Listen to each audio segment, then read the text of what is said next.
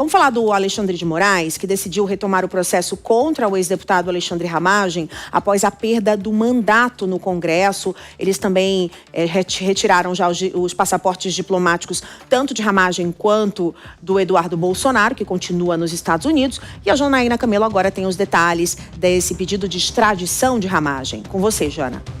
Com a perda do mandato parlamentar de Alexandre Ramagem, o ministro Alexandre de Moraes, do STF, determinou a retomada do processo contra Ramagem na trama golpista por 2 crimes: deterioração do patrimônio público tombado e dano qualificado do patrimônio da União. A Procuradoria-Geral da República havia denunciado Alexandre Ramagem por 5 crimes, mas ele só pôde ser julgado por 3, dos quais foi condenado: tentativa de golpe de Estado, tentativa de abolição do Estado Democrático de Direito e organização criminosa armada.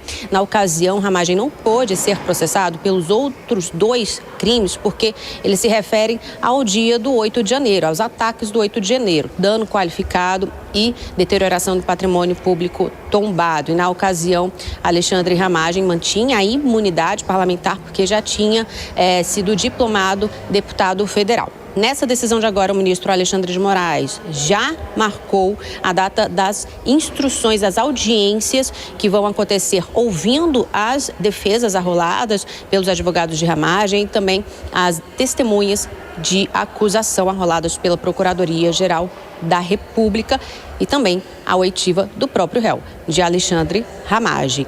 Ele foi condenado a 16 anos de prisão pelos 3 crimes, do quais foi condenado na trama golpista, está nos Estados Unidos, portanto, está foragido da Justiça. Inclusive, com relação a isso, o Ministério da Justiça avisou ao STF que já encaminhou ao Ministério de Relações Exteriores todos os documentos necessários para a abertura de um pedido de extradição aos Estados Unidos, um pedido feito pelo governo brasileiro para que Alexandre Ramagem cumpra a pena aqui no Brasil.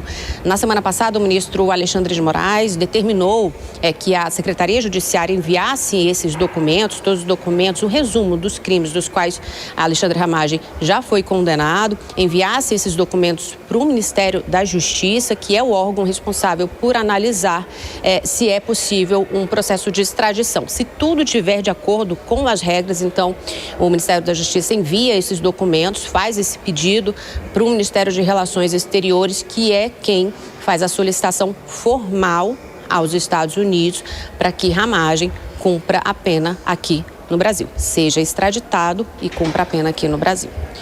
De Brasília, Janaína Camelo. Obrigada, Jana, pelas informações. Vamos voltar com o Túlio Nassa, que agora já está com a conexão restabelecida. Túlio, vamos falar primeiro do ano do presidente Lula, a sua análise.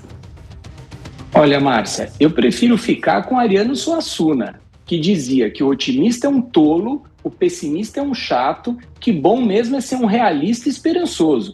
Nesse assunto entre Donald Trump e Lula, houve indas e vindas, né? Houve aí avanços, houve retrocessos e nós terminamos o ano com uma situação melhor, mas ainda problemática. Nós temos ainda muitos produtos sobretaxados que chegam a 50%, muito mais do que em relação a outros países. Eu cito aqui produtos industrializados, até produtos como a agricultura, mel, manga. Então existe calçados, então existe ainda uma questão a ser resolvida. Evidente que houve aí um grande avanço, a diplomacia do governo federal entrou em ação, tardiamente, é bem verdade, mas entrou em ação e conseguiu produzir esses resultados. Mas o que está por trás mesmo de tudo isso é o interesse de Donald Trump em relação à economia dos Estados Unidos. Vamos lembrar o caso do café. Aumentou o preço do café, diminuiu a popularidade de Trump e Trump acabou recuando em relação a isso. Por essas e por outras, é preciso ter um realismo esperançoso, Márcia. Agora, Túlio, em relação à Ramagem, à extradição, a gente está aguardando até hoje a extradição de Zambelli. De Ramagem também deve demorar tanto assim?